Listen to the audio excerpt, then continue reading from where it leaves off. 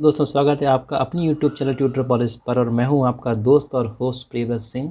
और आज का वीडियो आपके लिए बहुत इंपॉर्टेंट होने वाला है दोस्तों, क्योंकि इस वीडियो में मैं आपके लिए political science for BA first year वालों का जो सब्जेक्ट है उस सब्जेक्ट का जो पेपर 2 है दैट इज़ इंडियन कॉन्स्टिट्यूशन यानी कि भारतीय संविधान, उस पेपर का पूरा PDF के फॉर्म में मैं आपको सिलेबस एक्सप्लेन करूंगा। PDF इंग्लिश मीडियम में रहेगा यानी कि पूरा इंग्लिश में रहेगा, बट कोई प्रॉब्लम नहीं है। जो हिंदी मीडियम वाले स्टूडेंट इस वीडियो को देख रहे हैं वो भी आसानी से समझ जाएंगे, बिकॉज मैं बाईलिंगुअल लैंग्वेज यूज़ करूँगा, मैं दोनों भाषा में समझाऊँगा।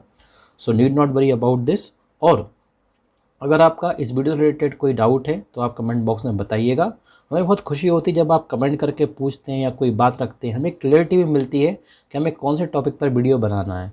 जैसे बहुत सारे स्टूडेंट कमेंट करते हैं कि सर इस सब्जेक्ट पर, इस टॉपिक पर वीडियो बनाइए, तो मैं क्या करता हूँ वो टॉपिक्स निकाल कर कुछ नेट की मदद से, कुछ बुक्स की हेल्प से मैं उस बना देता हूँ वीडियो। तो आप कमेंट जरूर कीजिए और इसी के साथ शुरू करते हैं हम आज का वीडियो। तो फ्रेंड, जैसा कि आप देख पा रहे हैं स्क्रीन दिया हुआ है format for syllabus of theory paper. Theory paper का मतलब आप लोग आराम से जानते होंगे यार, जिसमें हमको लिखना पड़ता है दैट इज थ्योरी पेपर, और जिसमें नहीं लिखना पड़ता वो प्रैक्टिकल पेपर।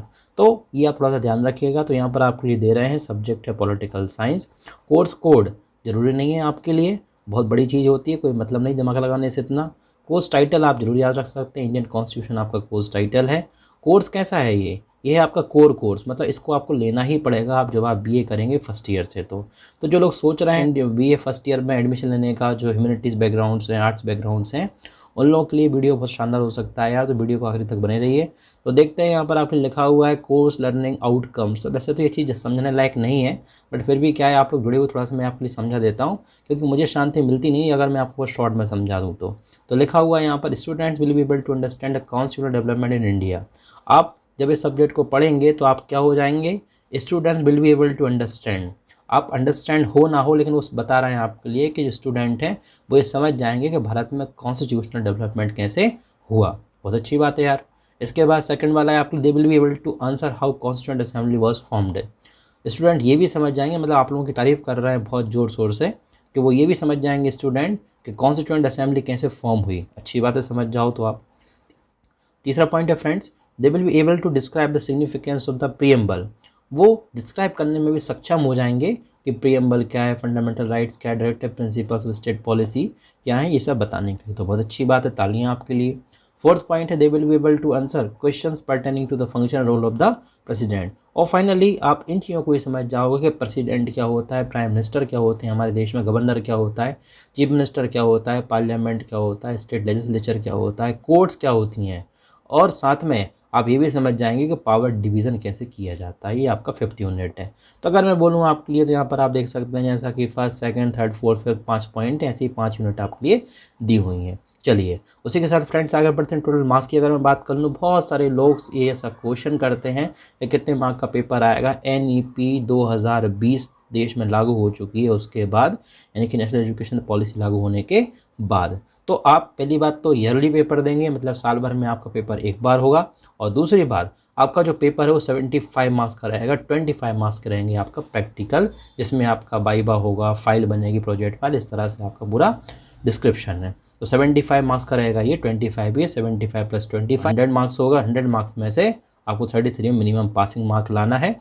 बहुत सारे स्टूडेंट में से एक स्टूडेंट ने ये कमेंट भी किया मेरे वीडियो पर कि सर अगर हम प्रैक्टिकल में से पास हो जाएं और थ्योरी में पास ना हो तो क्या हम पास हो जाएंगे, या हम प्रैक्टिकल में इतने ज़बरदस्त नंबर ले आएँ कि 33 मार्क्स आ जाएँ।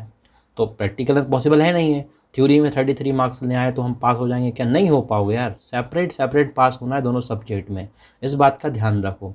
मजाक थोड़ी चल रहा है कि अपन कुछ भी करते रहेंगे। चलिए आगे बढ़ रहे हैं अपन लोग। तो यहाँ पर आप देख सकते हैं फ्रेंड्स, अब मैं शुरू कर रहा हूँ आपके लिए यूनिट 1 में। यूनिट 1 में आपके लिए क्या दिया हुआ है सिलेबस में, तो देखते हैं। लिखा हुआ है आपके लिए दोस्तों यूनिट 1 में, genesis of Indian constitution salient features. मतलब सेलिएंट फीचर मतलब खास बातें क्या है संविधान की।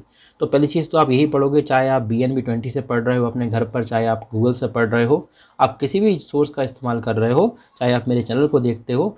कॉन्स्टिट्यूशन डेवलपमेंट इन इंडिया आप समझेंगे सबसे पहले कि भारत में संविधान का विकास कैसा हुआ। इससे रिलेटेड मैं एक वीडियो पोस्ट किया हुआ हूँ अभी कुछ दिन पहले ही, तो आप प्लेलिस्ट में जाकर देख सकते हैं। उसमें मैंने बहुत अच्छे समझाया हुआ है इंग्लिश मीडियम वाले बच्चों के लिए, और हिंदी मीडियम का भी वीडियो मैं बहुत जल्द लेकर आने वाला हूँ, जिसमें आपके लिए चीज़ें समझाऊँगा। नेक्स्ट आपने दिया making of the constituent assembly, यानी कि कैसे मेकिंग हुई, कैसे संविधान सभा का निर्माण हुआ, तो उसकी हिस्ट्री और उसका ऑब्जेक्टिव क्या था वो आप पढ़ेंगे। इसके बाद थर्ड आप पढ़ेंगे फ्रेंड यूनिट 1 में salient features of the constitution. 3 topics हैं ये यूनिट 1 में आपके लिए। तो कॉन्स्टिट्यूशन के सेलिएंट फीचर्स क्या हैं, तो पहली चीज़ तो प्रीएम्बल, मोस्ट इंपॉर्टेंट है भाई, most important. Fundamental rights and duties क्या होते हैं आपके, ये सबसे ज़रूरी है, इंसान हो भारत के हो तो ज़रूरी है कि आपको इसके बारे में पता होना चाहिए। और तीसरा directive principle of the state policy, यानी कि DPSP, तो ये भी थोड़ा सा आप समझेंगे। और लास्ट में हमारा प्रोसीजर क्या होता है संविधान में, अमेंडमेंट का मतलब होता है बदलाव करने में, यानी कि रिफॉर्म करने में, चेंज करने में, तो वो हम समझेंगे। इसी के साथ फ्रेंड्स हमारी फर्स्ट यूनिट का टॉपिक खत्म हुआ। सेकंड यूनिट पर चलते हैं। तो क्या हुआ, लेजिस्लेचर। लेजिस्लेचर का मतलब क्या होता है, अगर आप लोग जानते हो तो कमेंट बॉक्स में बताओ मेरे लिए, नहीं जानते हो तो मैं आपको ज़रूर बता दूंगा। तो लेजिस्लेचर की बात अगर अपन लोग करें तो 3 तरह का लेजिस्लेचर बेसिकली हमारे देश में होता है। लेकिन अगर हम मूल संविधान की बात करें, अगर हम ओरिजिनल कॉन्स्टिट्यूशन की बात करें तो वैसे 2 ही होते हैं, सेंट्रल और स्टेट लेजिस्लेचर। 3 तरह का मतलब पंचायतें जो है मैं उसको भी ऐड कर रहा हूँ यहाँ पर, लेकिन मूल संविधान में पंचायतों का जिक्र नहीं था, तो इसलिए फिलहाल मैं यहाँ पर 2 का बताया हुआ आपके लिए। तो कौन कौन सा होता है लेजिस्लेचर में, पहला होता है सेंट्रल लेजिस्लेचर, दूसरा होता है स्टेट लेजिस्लेचर। अब इसका मतलब क्या, उसका मतलब होता है विधानमंडल। क्या मतलब होता है, विधानमंडल। अब आप लोग कमेंट जब करोगे, लेकिन मैंने आपको बता दिया क्योंकि हिंदी में बताए बिना काम नहीं चलेगा। बहुत सारे स्टूडेंट ऐसे हैं जो सोच रहे होंगे कि सर हिंदी में नहीं बता रहे, इसलिए मैं हिंदी में बता रहा हूँ। तो केंद्रीय विधानमंडल, सेंट्रल लेजिस्लेचर, और स्टेट मतलब राज्य विधानमंडल। तो क्या होता है इसमें, अगर मैं आपको थोड़ा सा बताऊं तो लिखा हुआ इंडियन पार्लियामेंट, मतलब केंद्रीय विधानमंडल में जो भारतीय संसद है उसकी कैसे कंपोजिशन हुई वो पढ़ेंगे हम। Functions of the Rajya Sabha, Lok Sabha, Lok Sabha के कार्य क्या हैं हमको ये पढ़ना, ये सबसे इम्पॉर्टेंट है दोस्तों। सिलेबस बहुत इंपॉर्टेंट होता है किसी भी सब्जेक्ट को शुरू करने से पहले, बिकॉज उससे हमें एक ओवरव्यू मिल जाता है कि अच्छा ये हमसे पूछेंगे पेपर में, तो ये आपको थोड़ा सा यहाँ पर ध्यान रखना है।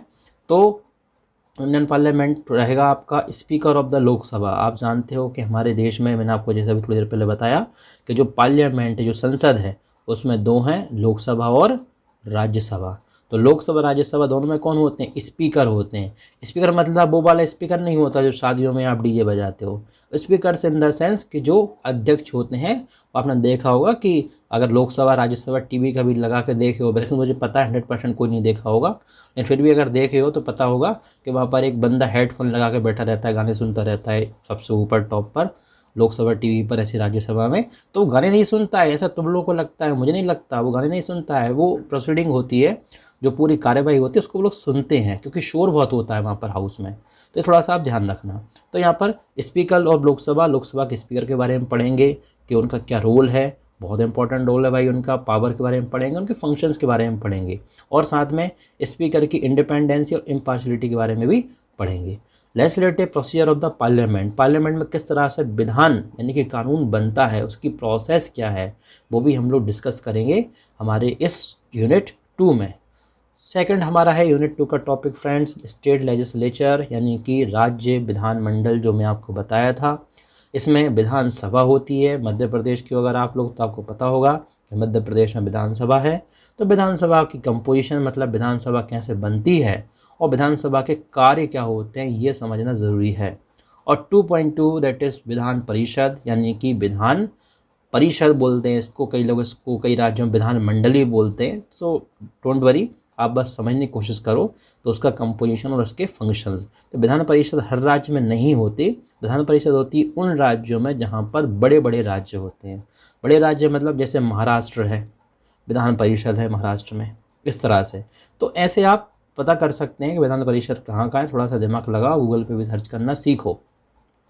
थर्ड दिया हुआ है एग्जीक्यूटिव। एग्जीक्यूटिव मतलब हम समझ सकते हैं फ्रेंड्स के, जैसे कि आपको पता होगा हिंदी में मीनिंग होता है इसका कार्यपालिका। तो कार्यपालिका का मतलब होता है एग्जीक्यूटिव। तो एग्जीक्यूटिव जो है उसके बारे में आप समझते हैं, यूनिट 2 में आप ये पढ़ेंगे इसके बारे में।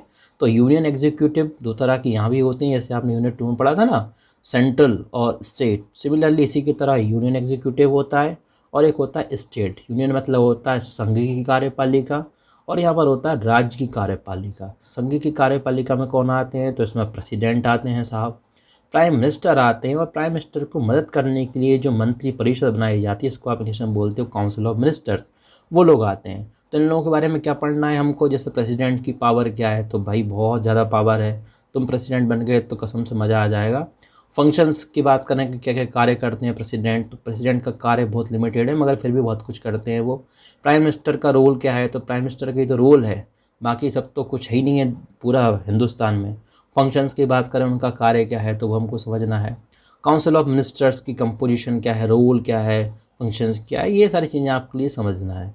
स्टेट लेजिस्लेचर की बात अगर मैं करूँ, राज्य की कार्यपालिका की, विधानमंडल तो नहीं बोलूँगा क्योंकि यूनिट 2 में हम लोग पढ़ चुके हैं। तो राज्य कार्यपालिका की बात करें तो राज्य में क्या होता है, गवर्नर होता है, आपने सुना होगा, चीफ मिनिस्टर होते हैं और उनकी मंत्री परिषद होती है। तो अगर आप थोड़ा सा ध्यान से देख रहे हो ना इस वीडियो को, तो आपको कुछ कुछ क्लियर हो रहा होगा कि बिल्कुल आप समझ लीजिए कि जो व्यवस्था केंद्र सरकार में है सेम टू सेम व्यवस्था हमारे राज्य सरकार में है, बहुत कुछ बदलाव नहीं है, सिमिलर से फंक्शन दिख रहा है यहाँ पर।